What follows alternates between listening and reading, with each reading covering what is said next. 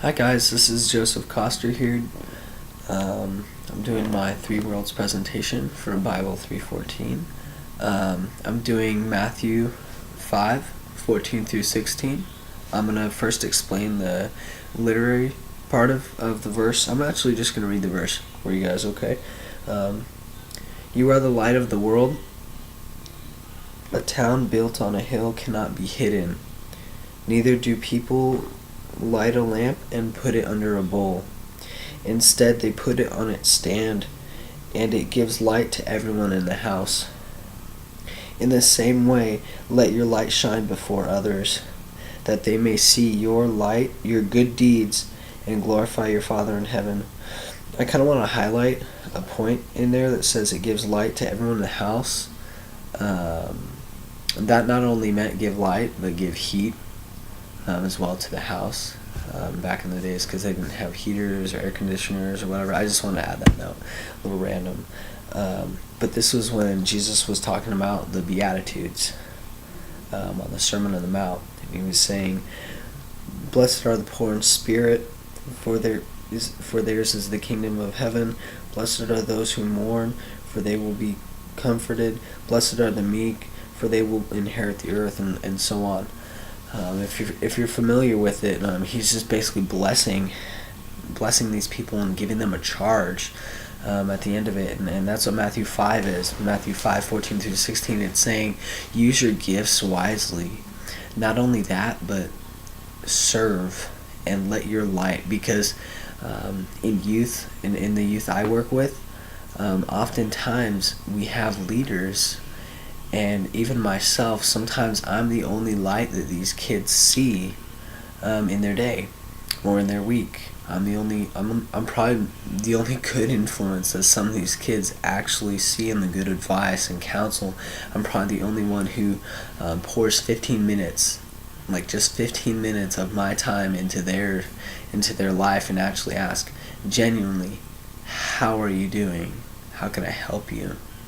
And I think that's what that really means, that verse, is let your light shine, because we live in a very sinful and dark and just terrible world. The devil just wants to eat you alive.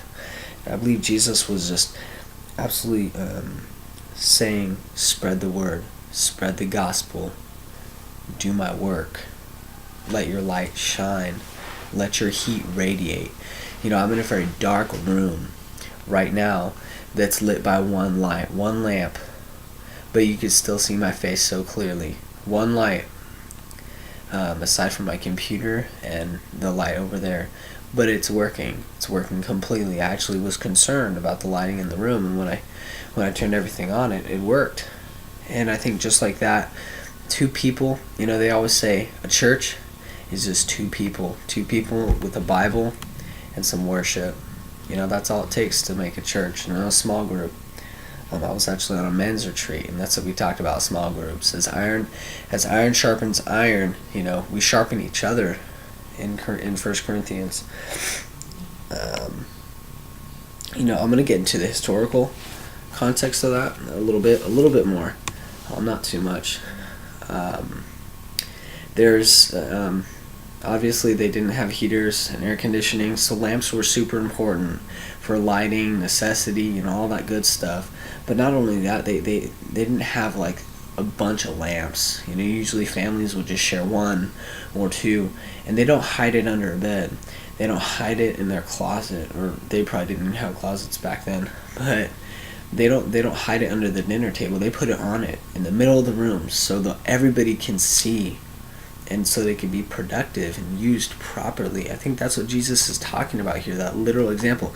What good, he talks about in verse 13, you are the salt of the earth, but if the salt loses its saltiness, how can it be made salty again? It is no longer good for anything except to be thrown out and trampled underfoot. I think that verse set up Matthew, the rest of the verse. So verse 13 set up 14 and 16. It was beautiful, because he said, what good is the lamp if it's not being used, if it's not in the light? What good are your gifts and talents if you're not using them? What good is your faith if you're not if you're not being an example and showing it. And I think just like that, that's exactly what Jesus was talking about. Bless others, love on them, love as Jesus did. I'm going to talk about the contemporary world and how that can apply. For me, it's absolutely just showing my light to my youth and to what I do, and when I step out, to remember every single day, Monday through Sunday, that I'm a light to the rest of the world, because we live in a sinful world, and that whatever I do makes a difference.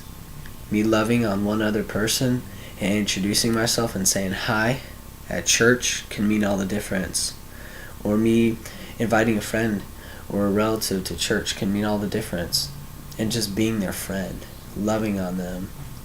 And I think that Jesus preached on love so much, and I think that's what he's talking about. Just show your love. I think if we think of that light as love, and I think everybody knows there's always that one person in the room that's so loving, and everybody knows it. There's always that one person at the dinner table who makes jokes, and it radiates throughout the whole table. I think just like that, Jesus' love is shown everywhere. So I just kind of want to leave with that. It's a short video. There's so much to talk about. But yeah, thank you guys for listening. All right.